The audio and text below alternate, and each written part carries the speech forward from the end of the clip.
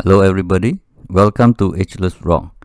In my two previous videos, I brought up the topic of Latte stones in Guam and Tinian. Today, I'm going to share with you another mystery in Marianas Island. This time, it is in Rota Island. In these Marianas Islands of United States, the Chamorro people offers great megalithic wonders. Here, Rota Island is like a dot too small to notice in the middle of nowhere if you are looking at the Pacific Ocean from space.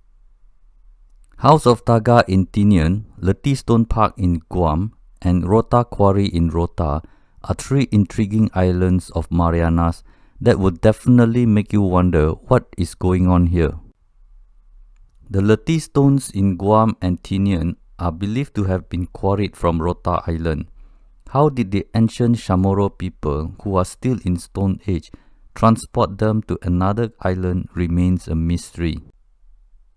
Rota Island is very small, only approximately 20 kilometers in length and 8 kilometers in width. Logically, there shouldn't be a large population with the knowledge of megalithic culture just like those around the world thriving here. This is the only place in the world where you can find unfinished tassa and haligi still in the bedrock. However, to say that Rota Islanders are the suppliers of tassa and haligi to other islands is too simple and raises many questions. Latte Stone Quarry in Rota Island is believed to be the source of latte stones for other islands in the Marianas. However, there is no evidence that the Chamorro people can transport megaton block of stones in their little wooden boat. When the Europeans arrived, they wondered how can Stone Age technology carve bedrock with stones. The local people replied that their ancestors used fingers to scrape off the bedrock. Immediately it sounds so ridiculous, but actually it makes some sense. First, they use fire to burn the limestone bedrock until it becomes crispy quicklime. This is a logical step as quicklime for mortar is done with heat. So mainstream is quick to accept the fact that that is the end of the story of how it was done. However, I find that to be inconsistent with what I know. If you burn something, the heat is on top of the fire, not below the fire. You can have a huge fire on a limestone ground and the next day you will find that the surface will be barely affected by heat. That's why we can barbecue for 1,000 years on the same spot. The heat must be directed at the bedrock like a flame torch or magnifying glass. You must cut down a lot of wood to burn the bedrock at 900 degrees Celsius. It will take whole night to burn and whole day to cool down before you can scrape with your hands and remove a thin layer and start all over again until you reach the depths you need. Ancient Chamorro did not have kiln. Open fire as shown in the picture is just an illustration of possible method.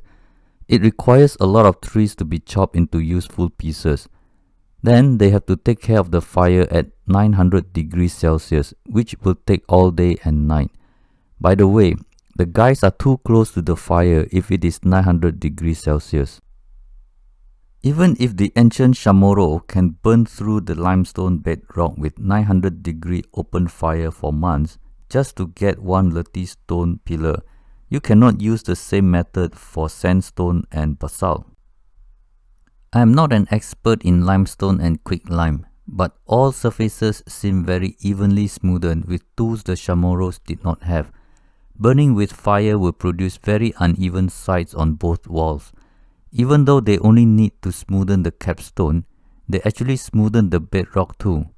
That is strange. Even if they managed to burn nicely to the shape they wanted, how did they slice the bottom out of the hole? How do we even do this with today's technology? The answer is in the tool mark. Look carefully at this zoom-in photo. It has vertical straight lines. That means the tools used on this particular tassa was literally scooped down like butter. There are 270 sites recorded in the past. If each site has an average of 8 pillars, you can say we found over 2,000 Latte stones in Guam with Rota Island as the supplier. If that is true, Rota Island would have been the first island discovered by Europeans when they see smoke coming up from the island every day. Another thing I find it hard to believe is moving the stone. This illustration of dragging the haligi is very misleading. It might work for a small haligi. However, it cannot explain the large haligis. To put into perspective, if you can lift 250 kilo, you will be in the world champion category. The haligi in the Rota Quarry is possibly 35 tons. So that means it is safe to assume that it will take 140 world-class weightlifters to lift this stone over their head for 3 seconds. It will take few hundred villagers to drag this block 1 inch at a time. It can be done by human strength if they really need it. But my logic is that Chamorro people never need this as a pillar or for anything. It took 500 Indonesians to move one 5-ton block. How many do you think will be needed to move a 35-ton block? These houses are modern structures to teach the world that the Chamorro people were great builders using megaton stones. Actually, these are replicas. Of the 270 sites, only a few had huts on top when the Europeans arrived. It is clear to me that the Chamorros found them and therefore recycled a few as houses. When the Europeans arrived, they wrote everything according to what they saw. All of them mentioned that their houses were made of wood and thatched roof. This is consistent with the drawings and early photos. It is also consistent with my logic, where Stone Age people using stone tools and live a simple life in wooden house. It would be absurd to assume that Chamorro people made this not knowing that it will be ridiculously heavy to move an inch, let alone lift it out of the hole. Nobody in their right mind will want this tassa for their wooden hut. Everything that the Chamorro people use can be found on the island. This is the type of boat they were using in their daily life, and this is the wooden house they live in. There wasn't any big boat big enough for 30-ton stone. There wasn't any culture of 500 people pulling a 10-ton stone coming down from a Latte stone hut. With all the publicity in the mainstream, actually there isn't any evidence that Chamorros used Latte stones as pillars for their wooden hut. The Latte stone pillars were recycled with wooden hut as canoe shed, storage unit and hut were only about 1%. If Chamorros burnt limestone bedrock in open-air style to supply over 2,000 Latte stones, they would have used up all the trees on Rota Island. Rota Island would have been on fire days and nights for 100 years. Today, archaeologists say the Chamorros of Austronesia did it. However, the accused Chamorros say they didn't do it. This 500-year-old accusation remains debatable for you to solve. Well, that's all for today.